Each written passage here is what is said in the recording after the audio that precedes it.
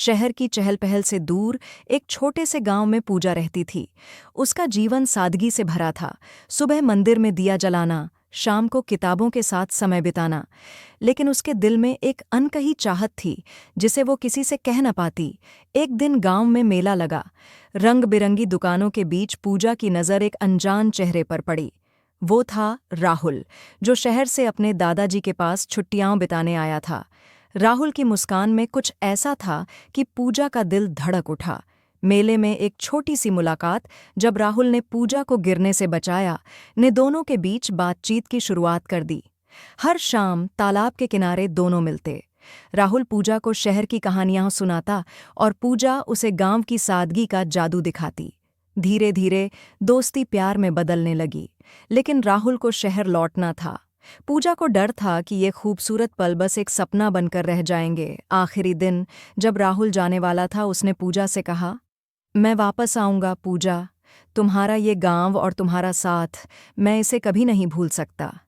पूजा ने मुस्कुराते हुए उसका हाथ थामा और कहा, मैं इंतज़ार करूंगी राहुल। उसके बाद हर पत्र में, हर फ़ोन कॉल में उनका प्यार और गहरा होता गया। 1 साल बाद राहुल सचमुच लौटा, इस बार हमेशा के लिए, गांव में पूजा के साथ एक नई जिंदगी शुरू करने। राहुल के गांव वापस आने के बाद पूजा का जीवन जैसे रंगों से भर गया। दोनों ने मिलकर एक छोटा सा सपना संजोया, गांव में एक ऐसी जगह बनाना जहां बच्चे पढ़ सकें, कला सीख सकें और सपने देख सकें। राहुल ने शहर की अपनी नौकरी छोड़ दी और पूजा के साथ मिलकर एक छोटा सा स्कूल खोलने की योजना बनाई। हर सुबह पूजा और राहुल स्कूल के लिए सामान जुटाने में लगे रहते। गांव वाले भी उनका साथ देने लगे। कोई लकड़ियां लाता तो कोई किताबें दान करता। इस सब के बीच दोनों का प्यार और गहरा होता गया। शाम को जब सारे काम खत्म हो जाते, वो तालाब के किनारे बैठकर भविष्य की बातें करते। पूजा कहती, राहुल, क्या हमारा ये सपना सच होगा? राहुल उसका हाथ थामकर जवाब देता, पूजा, तुम्हारे साथ तो हर सपना सच लगता है, लेकिन हर कहानी में कुछ रुकावटें आती हैं। एक दिन राहुल के परिवार ने उसे शहर वापस बुलाया। उनके पिता चाहते थे कि राहुल एक बड़ी कंपनी में नौकरी करे और शहर की चकाचौंध में बस जाए। राहुल ने पूजा को बताया, मेरे परिवार को लगता है कि मैं यहाँ गांव में समय बर्बाद कर रहा हूँ। पूजा का दिल डूब गया, लेकिन उसने हिम्मत नहीं हारी। उसने कहा, राहुल, तुम्हें अपने दिल की सुननी होगी। मैं तुम्हारे साथ हूँ, चाहे जो हो। राहुल ने कुछ दिन सोचा। एक रात जब चांद की रोशनी तालाब पर पड़ रही थी, उसने पूजा को अपने पास बुलाया। उसने कहा, पूजा, मैंने फैसला कर लिया। मेरी जिंदगी तुम्हारे बिना और इस गांव के बिना अधूरी है। मैं अपने परिवार को मना लूंगा। पूजा की आंखों में खुशी के आंसू थे। उसने राहुल को गले लगाया और कहा, हम मिलकर सब कुछ संभाल लेंगे। कुछ महीनों बाद स्कूल तैयार हो गया। उद्घाटन के दिन गांव में उत्सव सा माहौल था। राहुल के माता पिता भी आए और जब उन्होंने बच्चों की चमकती आंखें और पूजा राहुल की मेहनत देखी, उनका दिल पिघल गया। उन्होंने राहुल को आशीर्वाद दिया और कहा, हमें तुम पर गर्व है। उस दिन के बाद पूजा और राहुल ने न सिर्फ स्कूल को और बड़ा किया, बल्कि अपने प्यार को भी हर दिन और मजबूत किया। गांव के तालाब के किनारे, जहां उनकी कहानी शुरू हुई थी, वो अब भी हर शाम मिलते, हंसते, सपने देखते और एक दूसरे का साथ निभाते। स्कूल की सफलता के बाद पूजा और राहुल गांव में सबके लिए प्रेरणा बन गए थे। उनका छोटा सा स्कूल अब न सिर्फ बच्चों को पढ़ाता था, बल्कि गांव की महिलाओं के लिए सिलाई और हस्तकला की कक्षाएं भी चलाने लगा था। पूजा का सपना था कि गांव की हर महिला आत्मनिर्भर बने। राहुल उसका हर कदम पर शांत हो गया। पूजा और राहुल तालाब के किनारे बैठे। पूजा ने कहा, राहुल, तुमने एक बार फिर मेरा यकीन जीता। राहुल ने मुस्कुराते हुए जवाब दिया, और तुमने मुझे सिखाया कि प्यार सिर्फ साथ नहीं, बल्कि एक दूसरे के लिए लड़ना भी है। इस घटना के बाद गांव वालों का पूजा और राहुल पर भरोसा और बढ़ गया। उनके स्कूल का नाम अब दूर दूर तक फैलने लगा। और हाँ, एक खास शाम राहुल ने तालाब के किनारे पूजा से एक वादा किया, पूजा, एक दिन मैं तुम्हें इस तालाब के सामने बने हमारे घर में लाऊंगा, जहां हम अपने सपनों को हमेशा साथ जिएंगे। पूजा की आंखें चमक उठीं और उसने सिर्फ इतना कहा, मैं तैयार हूं राहुल। विक्रम की साजिश को नाकाम करने के बाद पूजा और राहुल का रिश्ता गांव की मिसाल बन गया। स्कूल अब एक उम्मीद का प्रतीक था और दोनों का प्यार उसकी नींव।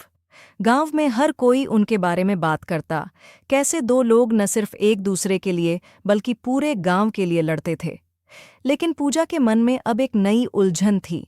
राहुल हमेशा भविष्य की बात करता, पर उसने कभी साफ साफ ये नहीं कहा कि वो उससे शादी करना चाहता है। पूजा को लगता, क्या राहुल को भी वही डर है जो मुझे सताता है, कि शादी हमारी आज़ादी को कहीं बांध न दे। एक दिन गांव में बसंत पंचमी का मेला लगा। फूलों की मालाएं, रंग बिरंगे कपड़े और ढोल की थाप से माहौल जीवंत था। पूजा ने पीली साड़ी पहनी और जब राहुल ने उसे देखा तो उसकी आंखें ठहर सी गईं। उसने कहा, पूजा, आज तुम बसंत की तरह खिल रही हो। पूजा ने शर्माते हुए जवाब दिया, बसंत तो आता जाता है राहुल, तुम्हारा क्या इरादा है। राहुल हंसा, पर उसने बात टाल दी। मेले में एक पुरानी परंपरा थी, जोड़े तालाब के किनारे एक छोटा सा दिया जलाते और कोई मनोकामना मांगते। पूजा और राहुल भी वहां गए। जब दिया पानी पर तैरने लगा, राहुल ने पूजा की ओर देखा और कहा, मैंने मांगा कि हमारा हर दिन ऐसा ही रहे, तुम, मैं और हमारा ये गांव। पूजा का दिल तेज धड़का। उसने हिम्मत जुटाकर पूछा, राहुल, और हमारा भविष्य? तुम हमेशा सपनों की बात करते हो, पर मेरे साथ जिंदगी की बात क्यों नहीं करते? राहुल एक पल को चुप रहा। फिर उसने पूजा का हाथ थामा और कहा, पूजा, मैं हर दिन तुमसे ये कहना चाहता था, पर शायद सही पल की तलाश थी। मैं तुम्हारे बिना अपनी जिंदगी नहीं सोच सकता। क्या तुम मुझसे शादी करोगी? पूजा की आंखें नम हो गईं। उसने सिर्फ सिर हिलाया और दोनों की मुस्कान ने बाकी बातें पूरी कर दीं। शादी की तैयारियां शुरू हुईं। गांव वाले उत्साह में डूब गए। कोई फूलों की माला बना रहा था तो कोई मिठाइयां। लेकिन तभी एक नई मुसीबत आई। शहर से खबर आई कि राहुल की पुरानी कंपनी ने उसे एक बड़ा प्रोजेक्ट ऑफर किया था, पर इसके लिए उसे कम से कम 1 साल के लिए विदेश जाना पड़ता। राहुल परेशान था। उसने पूजा से कहा, मैं ये मौका छोड़ना चाहता हूं, पर मेरे परिवार को लगता है कि ये मेरे करियर के लिए जरूरी है। पूजा ने राहुल का चेहरा देखा, जो उलझन में डूबा था। उसने कहा, राहुल, तुम्हारा सपना मेरा सपना है। अगर ये तुम्हें आगे ले जाएगा तो जाओ, मैं यहां हूं, तुम्हारा इंतजार करूंगी। हमारा प्यार इतना कमजोर नहीं कि दूरी उसे तोड़ दे। राहुल ने पूजा को गले लगाया और कहा, तुम मेरी ताकत हो पूजा, मैं जल्दी लौटूंगा और तब हमारी शादी पूरे गांव के लिए एक उत्सव होगी। राहुल विदेश चला गया, लेकिन उसका और पूजा का रिश्ता हर पत्र, हर कॉल में और गहरा होता गया। पूजा ने स्कूल को और मजबूत किया और गांव की महिलाओं को एक छोटा सा हस्तकला का कारोबार शुरू करने में मदद की। हर शाम वो तालाब के किनारे जाती, एक दिया जलाती और राहुल की सलामती की दुआ मांगती। 1 साल बाद बसंत पंचमी फिर आई।